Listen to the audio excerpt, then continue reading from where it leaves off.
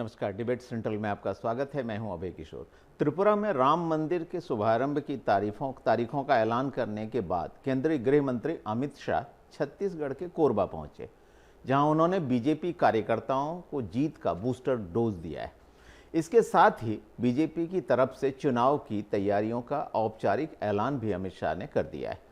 अपने भाषण में शाह ने सीधे तौर पर सीएम भूपेश बघेल पर निशाना साधते हुए कहा कि जनता चुनाव में भूपेश सरकार का हिसाब करेगी। तो वहीं उन्होंने जनता से अपील की है कि अगर 2024 में केंद्र में नरेंद्र मोदी को पीएम बनाना है तो 2023 में छत्तीसगढ़ में बीजेपी की सरकार बनवाएं।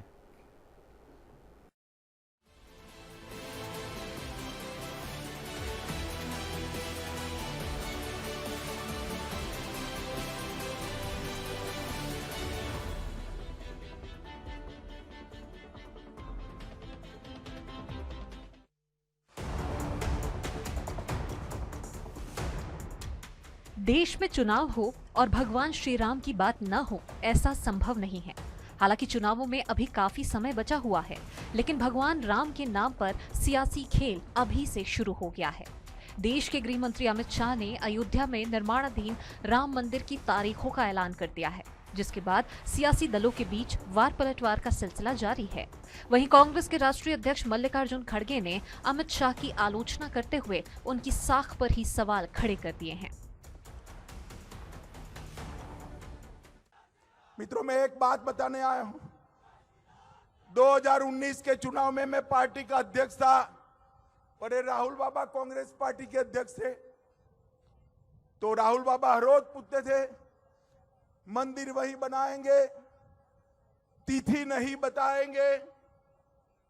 और राहुल बाबा कान खोलकर सुन लो और सब रूम वालों आप भी टिकट करा लो। 1 जनवरी 2024 को अयोध्या में गगनचुंबी राम मंदिर वहां पर आपको तैयार मिले। त्रिपुरा में इलेक्शन है, वहां शाह चाहते हैं, वो कहते हैं भाई राम मंदिर बन रहा है, 1 तारीख उसका उद्घाटन है। अरे ठीक है, सभी लोग तो भगवान में आस्था रखते हैं, लेकिन आप क्यों घोषणा करते हैं इसकी, वो भी चुनाव में? बात निकली है तो दूर तलक जाएगी, और हुआ भी कुछ ऐसा ही। अमित शाह के बयान पर छत्तीसगढ़ में भी सियासी माहौल गर्मा गया है। प्रदेश के मुखिया भूपेश बघेल ने शाह पर निशाना साधते हुए कहा है कि अयोध्या में राम मंदिर कोर्ट के आदेश के बाद बन रहा है। ये मंदिर बीजेपी नहीं बनवा रही है। ये यदि कहें तो न्यायालय के आदेश पर बना है, कोई भारतीय जनता पार्टी ने नहीं बनाया है। और उसका ट्रस्ट बनाया गया, उसके संगठन बनाया गया सुप्रीम कोर्ट के आदेश पर, उससे बन रहा है। तो भारतीय जनता पार्टी नहीं बना रही। यदि राम वनगमन पर्यटन पथ बनाने की बात है, हमको कोर्ट ने आदेश नहीं किया, लेकिन छत्तीसगढ़ में हम बना रहे हैं। अपने बयान के बाद अमित शाह पहली बार भगवान राम के ननिहाल आए हैं। आम सभा के बहाने उन्होंने कार्यकर्ताओं को जीत का बूस्टर डोज भी दिया है। इस बीच सीएम भूपेश बघेल ने भी राज्य में भगवान की प्रतिमा का अनावरण किया। छत्तीसगढ़ में इस साल विधानसभा चुनाव हैं, तो वहीं 2024 में आम चुनाव होने हैं। दोनों ही दल भगवान राम की नैया पर सवार होकर चुनाव की वैतरणी को कैसे पार करेंगे, ये देखना दिलचस्प होगा। Bureau report, Asian news. तो चुनावों का समय पास आता जा रहा है और इसके साथ ही भगवान श्री राम जो हैं वो सभी जनसभाओं में, सभी पार्टियों के वक्तव्यों में दिखाई देने लगे हैं। आज बीजेपी के चाणक्य और केंद्रीय गृह मंत्री अमित शाह का कोरबा दौरा हुआ। वो छत्तीसगढ़ आए सीधे झारखंड से, और वहाँ कोरबा में उन्होंने कार्यकर्ताओं के सामने, एक अपार जनसमूह के सामने 2 बातें कही। एक तो 24 घंटे पहले उन्होंने राम मंदिर की तारीखों की घोषणा की थी, और 24 घंटे बाद जब छत्तीसगढ़ आए तो उन्होंने चुनाव का एजेंडा सेट कर दिया। सीधे सीधे उन्होंने कहा कि अगर आप 2024 में देश में प्रधानमंत्री के तौर पर नरेंद्र मोदी को दोबारा देखना चाहते हैं तो 2023 में बीजेपी को राज्य में सत्ता वापस सौंपें। हमारे साथ इस मसले पर चर्चा करने के लिए 2 खास मेहमान मौजूद हैं। मेरे साथ कांग्रेस नेता मणि वैष्णव हैं, बीजेपी नेता निश्चय वाजपेयी जी हैं स्टूडियो में। दोनों का बहुत बहुत स्वागत। साथ में न्यूज़ रूम से अंकिता शर्मा भी जुड़ी रही हैं, हमारी संवाददाता। सबसे पहला सवाल वाजपेयी जी आपसे ही।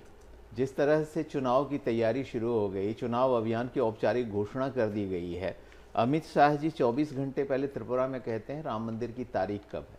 उसी समय राज्य में सीएम जो हैं वो भी एक राम की प्रतिमा का अनावरण करते हैं, राजीव में जाकर राजीव लोचन मंदिर में दर्शन भी करते हैं और एक प्रतिमा का अनावरण भी करते हैं श्री राम की।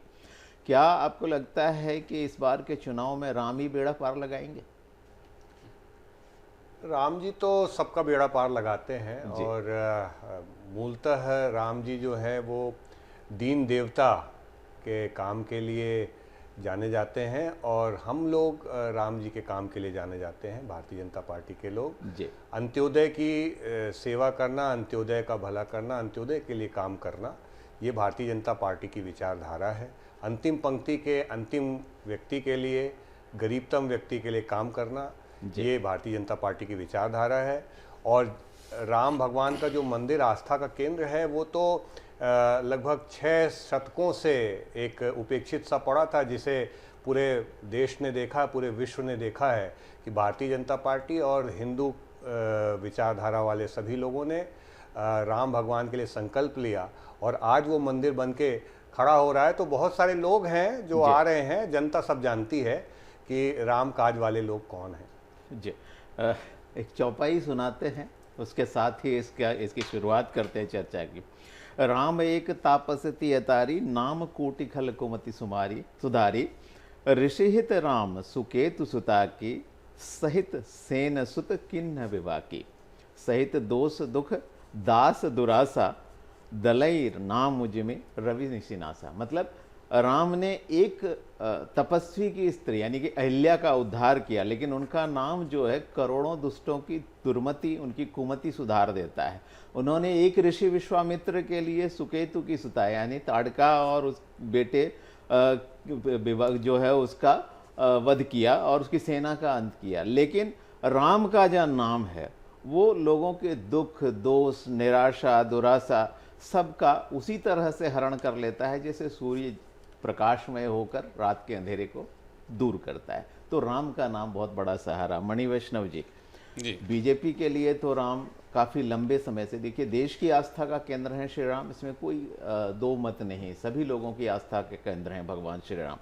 लेकिन जिस तरह से चुनाव की राजनीति में राम का इस्तेमाल होने लग गया है, क्या आप भी उसी राह पर चल पड़े? देखिए, जब तक आपका चरित्र आपके हिसाब से कलंकित है तब तक ठीक है, लेकिन जब ये जनता के बीच चले जाता है, जनता को पता लगने लगता है, तो ये आपके लिए नुकसानदायक होने लगता है।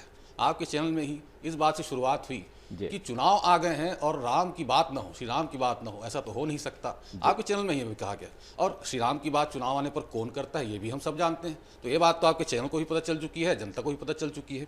देखिए, कांग्रेस के लिए धर्म आत्मसात करने का विषय है, राजनीति करने का विषय बिल्कुल नहीं है। हमने कभी उसमें राजनीति नहीं की, न राम के नाम पे की, न कौशल्या माता के नाम पे हमने कभी भी राजनीति करने का प्रयास नहीं किया। हमने काम किया, आत्मसात करने का प्रयास किया।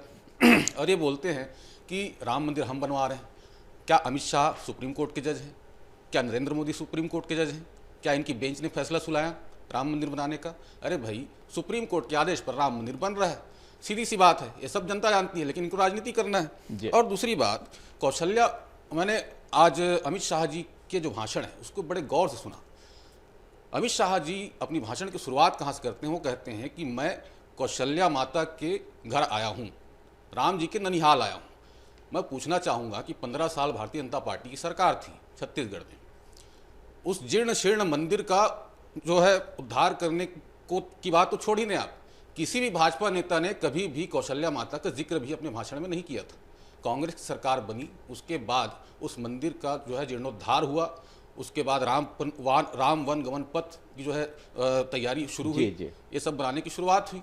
तो हम काम करते हैं, हम राजनीति नहीं करते। बिल्कुल, आप काम करते हैं, राजनीति नहीं करते। निश्चय वाजपेयी जी, आज जो सीएम साहब ने खुद कहा है, भूपेश बघेल जी ने, उनका जो बयान रहा है राजीव में, उन्होंने कहा है कि बीजेपी के राम युद्धक राम हैं, हनुमान आक्रामक है, हमारे राम वनवासी हैं, हमारे राम जो हैं जनता के राम हैं, जन जन के राम हैं। क्या आपको लगता है कि वाकई राम का जिस रूप में एग्रेसिवली आप मार्केटिंग कर रहे हैं एक तरह से, वो आपके चुनावी एजेंडे का ही पार्ट है? देखिए, मैं आपसे एक बात कहूं कि राम भगवान के बारे में इस तरीके की बातें बोलने के पहले उनको ये समझना चाहिए कि जब वो बचपन में भी, मतलब बाल्यकाल में या किशोरावस्था में उनको विश्वामित्र जी ले गए थे, तो वो अपनी सुरक्षा के लिए लेके गए थे। भगवान प्रभु श्री राम जो हैं वो ये जो दुख से, दर्द से तो छुटकारा देने वाले हैं ही हैं, साथ में भय से भी वो छुटकारा देने वाले हैं। वो उनकी विशेषता है। वो अगर उन्होंने तापस धर्म पालन किया था तो यहाँ पर उन्होंने समस्त ऋषि मुनियों का उद्धार किया था, और जितने भी राक्षस और जितने भी दानव प्रवृत्ति के लोग थे उनका मर्दन करने का काम प्रभु श्री राम ने अपने युद्धक से ही किया था। और मैं आपसे बताऊं कि जो रावण का उन्होंने वध किया और वहाँ से एक दुराचार के काल को खत्म किया था, वो भी उन्होंने अपनी युद्धक कला से ही किया था।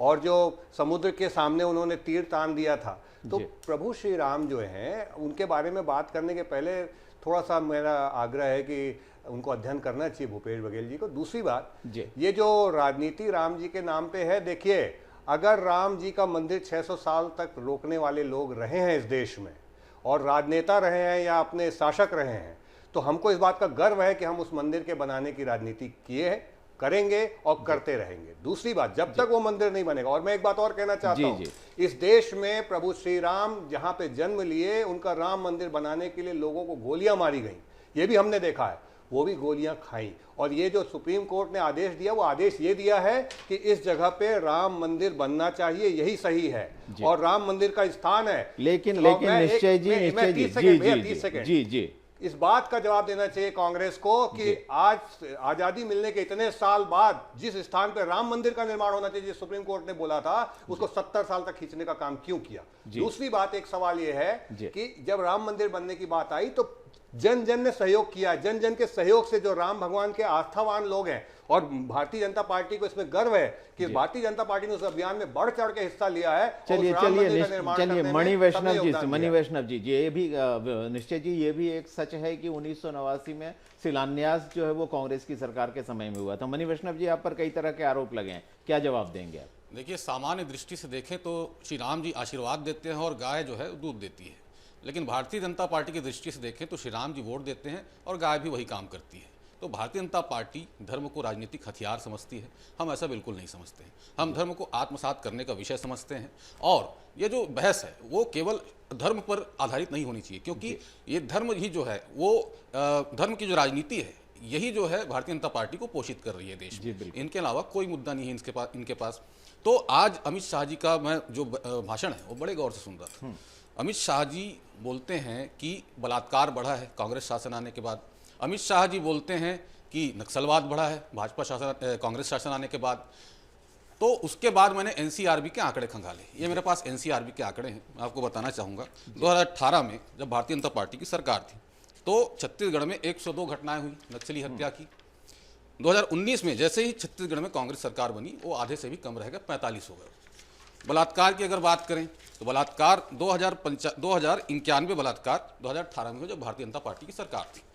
2019 में वो फिर से आधे हो गए जब छत्तीसगढ़ में कांग्रेस सरकार बनी, 1036 रह गए मात्र। तो किस मुंह से वो इतने बड़े बड़े झूठ बोलते हैं, मुझे समझ नहीं आता है। अमित शाह जी के भाषण को सुनकर मुझे ये लगने लगा है कि भारतीय जनता पार्टी अब झूठ को पाप नहीं मानती है।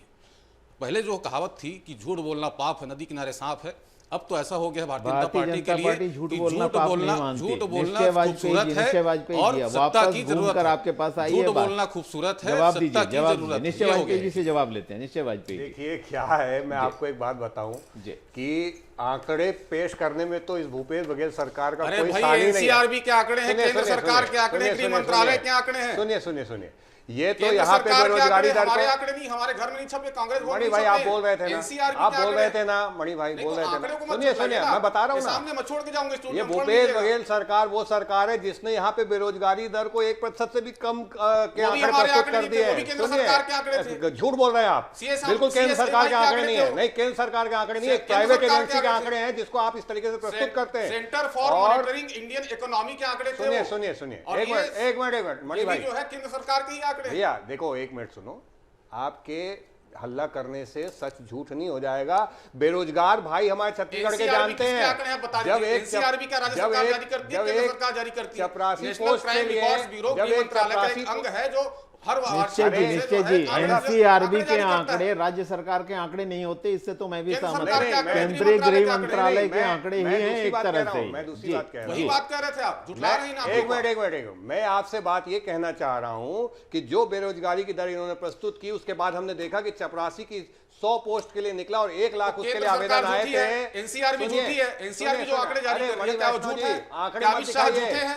लोग महसूस कर रहे हैं, सुनिए, लोग तो इसको जान रहे हैं कि हत्याएं, बलात्कार, लूट, ये हमारे छत्तीसगढ़ में, ये छत्तीसगढ़ में अराजकता का ऐसा माहौल है, इसको तो पूरे लोग जानते हैं भाई।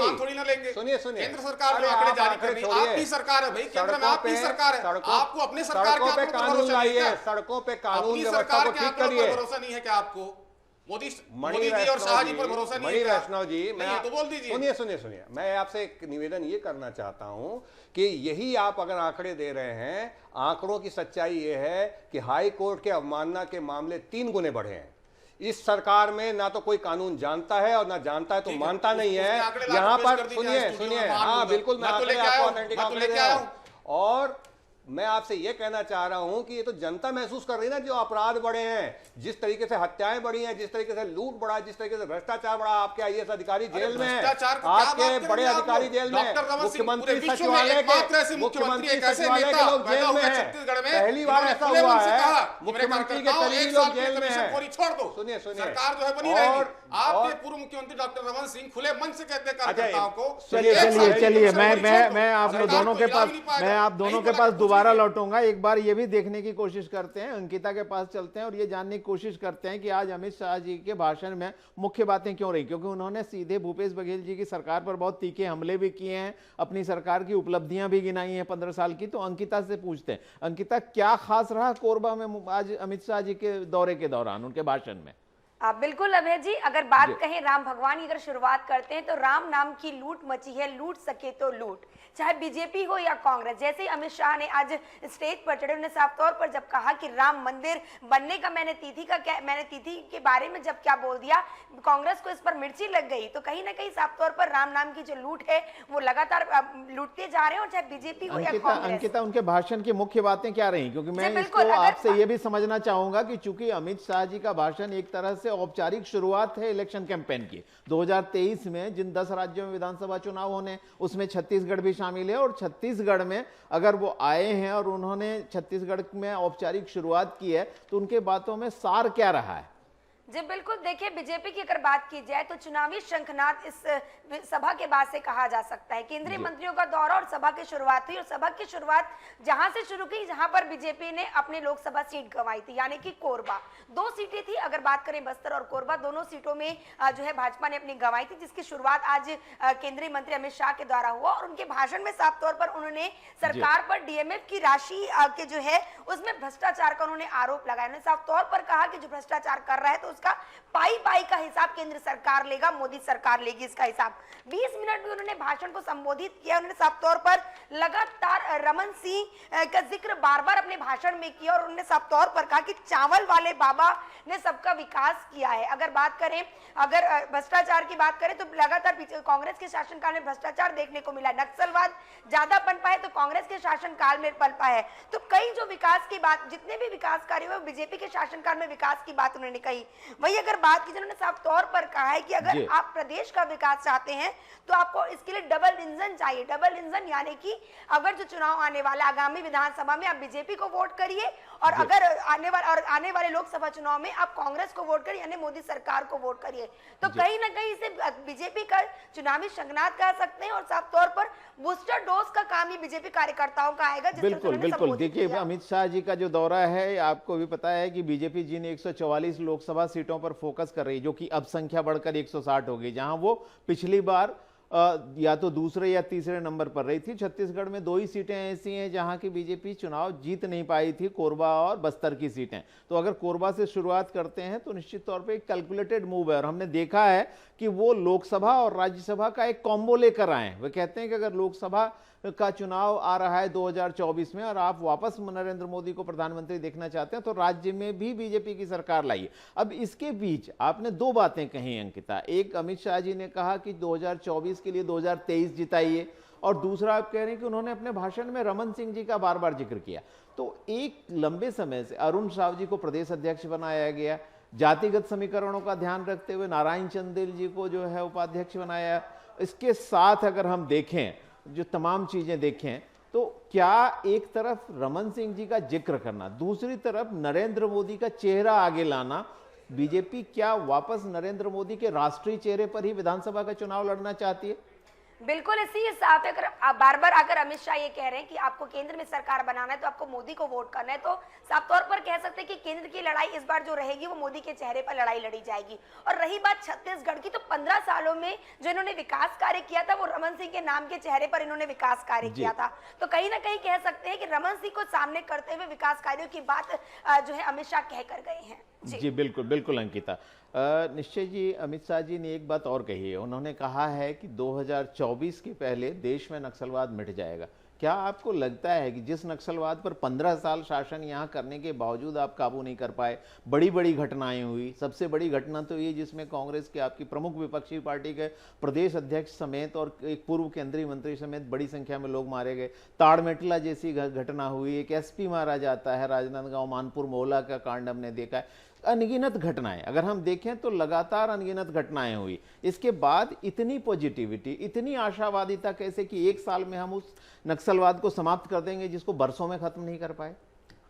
देखिए, अभी वैसे मैं आपको बताऊं कि इसमें तो यूनिफाइड कमांड काम कर रही है, इसमें केंद्र सरकार और राज्य की जो सुरक्षा एजेंसियां हैं वो मिलकर काम करती हैं, जिसका नियंत्रण केंद्र सरकार के पास और उनकी केंद्रीय एजेंसियों के पास भी होता है। हमने देखा है कि बड़े बड़े नक्सली, आज ही आपकी खबर में मैं देख रहा था कि 2 बड़े नक्सलियों ने आत्मसमर्पण किया है, दबाव काफ़ी बढ़ा है और केंद्रीय जो बल है वो अच्छा काम भी कर रहा है। तो निश्चित तौर पे बहुत अंकुश लगा है और अंकुश लगना चाहिए। और कोई बंदूक के दम पे अगर अपनी बात मनवाना चाहते हैं किसी विचारधारा के लोग, तथाकथित विचारधारा के लोग, तो उन पे काबू होना चाहिए और जो उन्होंने बोला है उस समय सीमा में काम होगा। बड़े आश्चर्य की बात है, 2014 से 2018 तक जिस डबल इंजन सरकार की बात करते हैं वो थी आपके पास, केंद्र में भी आपकी सरकार थी, राज्य में भी आपकी सरकार थी। मणि वैष्णव जी, लगता है आपको कि नक्सलवाद समाप्त हो जाएगा 1 साल के भीतर? देखिए, समय सीमा तो नहीं दे पाऊंगा, लेकिन इतना जरूर कह सकता हूं मैं, भूपेश सरकार में नक्सलवाद जो है काफी कमजोर हुआ है और खत्म होने की ओर है। 3 ब्लॉक से 14 ब्लॉक तक पहुंचाया, 14 जिलों तक पहुंचाया था भारतीय जनता पार्टी ने अपने 15 साल के शासनकाल में। नक्सलियों को संरक्षण प्राप्त था भारतीय जनता पार्टी का। इन्हीं के शासनकाल में झीरम घाटी घटना हुई, शहीद विनोद चौबे जी एसपी थे, उनकी शहादत हुई, कई जवानों की शहादत हुई। हम खुद 4-5 दिन में कोई ना कोई बड़ी नक्सली वारदात की घटना जो है खबरों के माध्यम से सुनते थे, लेकिन अब वैसी स्थिति नहीं है। आज ही 2 नक्सलियों ने समर्पण किया है और लगातार समर्पण कर रहे हैं। हतोत्साहित करने का काम लगातार भूपेश सरकार कर रही है, जगह जगह कैंप खोले जा रहे हैं, इसका कई बार भारतीय जनता पार्टी विरोध कर देती है, लेकिन ये समझती है कि जनता नहीं समझती, लेकिन जनता सब जानती है भारतीय जनता पार्टी को, भारतीय जनता पार्टी का। निश्चय जी जवाब देना चाहते हैं आपके आरोप का? निश्चय जी, बिल्कुल, निश्चय जी, मणि वैष्णव जी निश्चय जी से जवाब लेते हैं। मणि वैष्णव जी निश्चय जी से जवाब लेते हैं। ये क्या हो रहा है, बहुत ही समस्या है, ये हर चीज में राजनीति करना चाहते हैं, झूठ बोलते हैं साफ साफ। ये बोलना ये चाह रहे हैं कि नक्सलवाद को यूनिफाइड कमांड है, इससे आप इनकार कर रहे हैं क्या? भाई सुनिए सुनिए, भारतीय जनता पार्टी सरकार थी, केंद्र में भी आपकी सरकार थी, राज्य में भी आपकी सरकार थी। आपकी जो सांठगांठ है वो स्पष्ट है, नक्सलियों से सांठगांठ आपकी वो तो एकदम स्पष्ट है। 2018 से 2019 में आते ही सुनिए आपकी सांठगांठ एकदम स्पष्ट है और इस बात को अमित शाह जी ने रेखांकित किया है।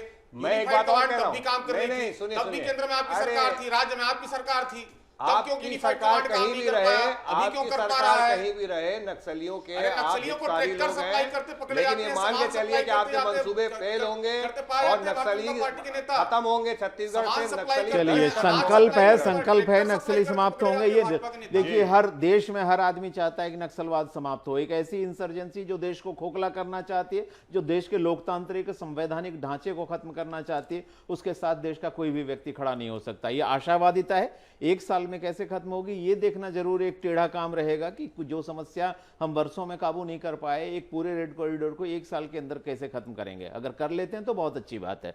एक आखिरी सवाल निश्चय जी आपसे, और आपने भ्रष्टाचार का मुद्दा उठाया, आपने पिछड़ा वर्ग में काम करने का दावा किया, आपने कहा 15 साल में हमने इतना काम किया कि राज्य की तस्वीर बदल गई। बीमारू राज्य से राज्य एक प्रगतिशील राज्य बन गया।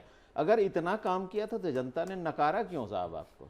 देखिए, चुनाव केवल काम के आधार पे ही नहीं होते। मैं आपसे एक बात और भी कहूं, बहुत सारे अपने अपने कारण होते हैं और ये एक गंभीर विषय है, ये चिंतन का विषय रहा है और चिंतन किया गया है, उसके हल खोजे गए हैं। मैं आपसे लेकिन काम के उदाहरण देना चाहता हूं। जी बिल्कुल। ये जो अमित शाह जी ने कहा कि भूपेश बघेल ने भ्रष्टाचार को छोड़ के कभी कुछ नहीं किया, गरीबों का भले का काम नहीं किया, ये भूपेश बघेल जी की सरकार वो सरकार है जिसने गरीब लोगों के 11 लाख मकानों को वापस करने का काम किया।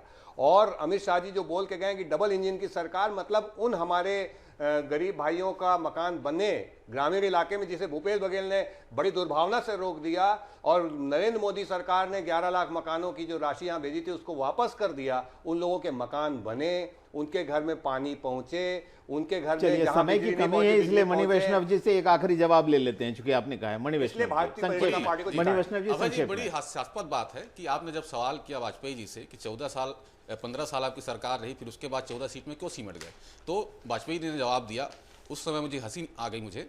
इन्होंने कहा कि काम के आधार पर सिर्फ चुनाव नहीं होते, मतलब काम को भारतीय जनता पार्टी कुछ नहीं समझती। ये लोग सांप्रदायिकता को समझती है, ये लोग सांप्रदायिकता को राजनीति का आधार समझते हैं, धर्म को राजनीति का आधार समझते हैं। चुनाव ये लोग काम को, ये लोग एक बड़ा काम के आधार पर चुनाव नहीं जीते जाते। ये बात निश्चय वाजपेयी ने भी कह दी और ये बिल्कुल सत्य है। केवल काम के आधार पर राजनीति नहीं, केवल काम के आधार पर नहीं। चलिए बहुत दिलचस्प है, क्योंकि तलखी अभी से बढ़ने लगी है, मौसम में ठंडक घुली हुई है, लेकिन सियासी तलखी बढ़ने लग गई, तो जरूर आगे जो है दिलचस्प चीजें देखने को मिलेंगी।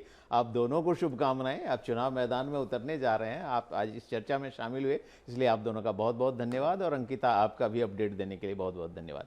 तो डिबेट सेंट्रल में आज हम चर्चा कर रहे थे बीजेपी के चाणक्य माने जाने वाले केंद्रीय गृह मंत्री अमित शाह जी के कोरबा दौरे की, और कोरबा दौरे के साथ ही उन्होंने चुनावों का शंखनाद भी कर दिया है। आज की चर्चा में इतना ही, मुझे दीजिए इजाजत, नमस्कार।